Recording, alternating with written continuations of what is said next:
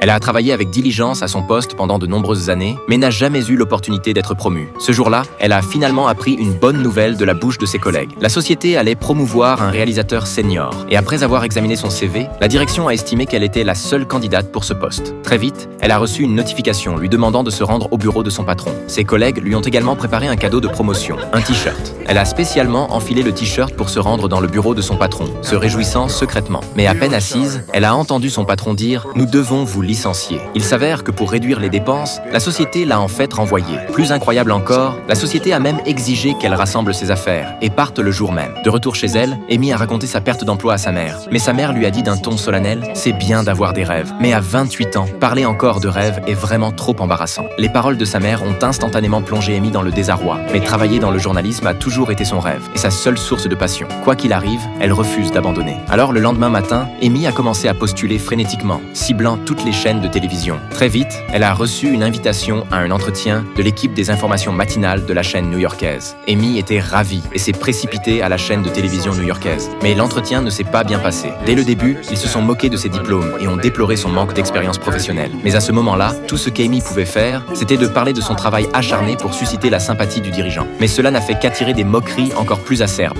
Travailler si dur et être encore si misérable. Cette phrase a complètement détruit la confiance en soi d'Amy. Elle s'est enfuie du bureau de manière embarrassante. Mais dans l'ascenseur, Amy a rencontré son idole de toujours, le grand présentateur de l'actualité, Jack. Ravie, elle lui a exprimé son admiration pour lui. Cependant, il lui a seulement dit froidement « Pouvez-vous me laisser passer ?» À ces mots, Amy s'est empressée de s'excuser et de s'écarter. Pensant n'avoir aucun espoir d'être embauchée, Amy a jeté son badge d'entretien. Mais à ce moment-là, le téléphone a sonné. On lui a demandé si elle pouvait assumer le poste de réalisatrice. Et après avoir reçu une réponse affirmative d'Amy, on lui a dit de venir travailler.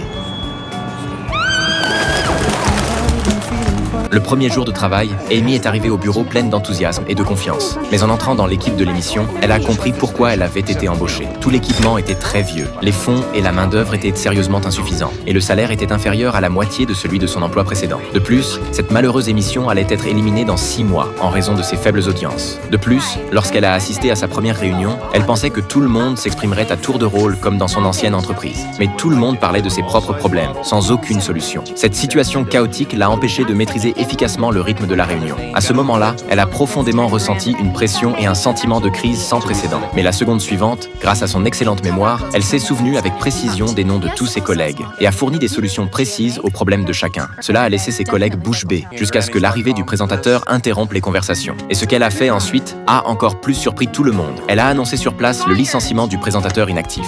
En voyant l'expression incrédule du présentateur, tout le monde a applaudi la décision résolue d'Amy. Cela a également discrètement rapproché sa relation avec ses collègues.